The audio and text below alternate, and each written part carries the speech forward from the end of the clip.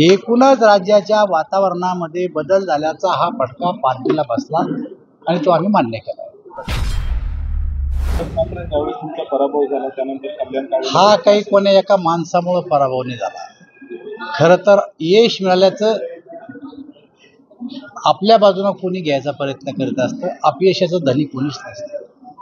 पण काही लोकांना जर अपयशामध्ये आनंद वाटत असेल तर तो त्यांचा प्रश्न आहे।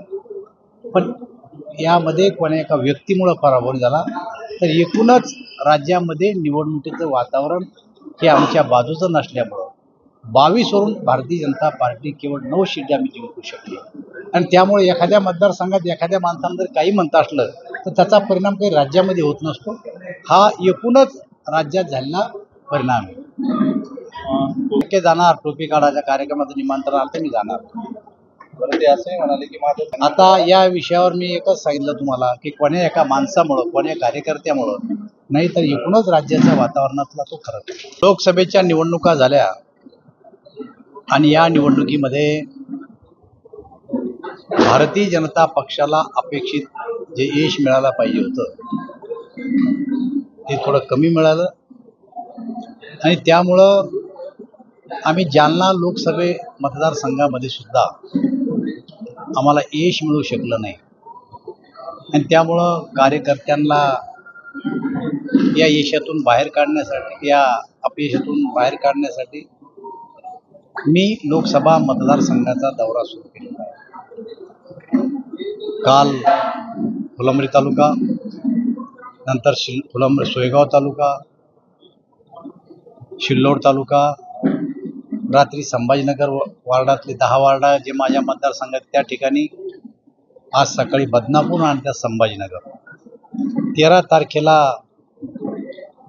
पैठण आणि मग अंबड, मग भोकरदन जाफराबाद असा मतदारसंघाचा दौरा आयोजित केलेला आहे। या दौऱ्यामध्ये कार्यकर्त्यांनी अपार कष्ट केले, मेहनत केली, जीवाचं रान केलं आणि भारतीय जनता पक्षाला यश मिळण्यासाठी प्रयत्न केले। परंतु अपेक्षित यश न मिळाल्यामुळं कार्यकर्त्यांमध्ये जे काही अनरेस्ट आहे तो दूर व्हावा, या कार्यकर्त्यामध्ये पुन्हा नव्यानं उभारी द्यावी आणि आगामी येणाऱ्या निवडणुकीमध्ये पुन्हा त्यांना काम करण्यासाठी प्रोत्साहन करावं, यासाठी या दौऱ्याची मी सुरुवात केलेली आहे। कोणत्याही निवडणुकीमध्ये पराभवाला एक कारण असू शकत नाही। असे वेगवेगळे कारणं जरी असले तरी पराभव हा आम्ही मान्यच केलेला आहे।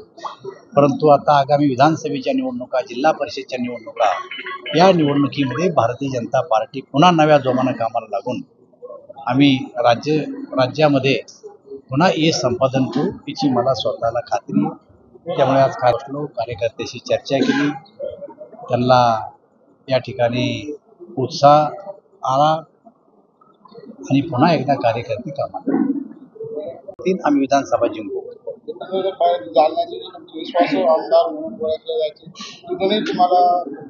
अरे मी काय सांगतो, कोळे एका तालुक्यात नाही, माझ्या मुलाच्या मतदारसंघात सुद्धा हजारांना माग आहे मी, म्हणून का त्या मुलानं माझ्या खिलाफ काम केलंय? एकूणच राज्याच्या वातावरणामध्ये बदल झाल्याचा हा फटका पार्टीला बसला आणि तो आम्ही मान्य केला।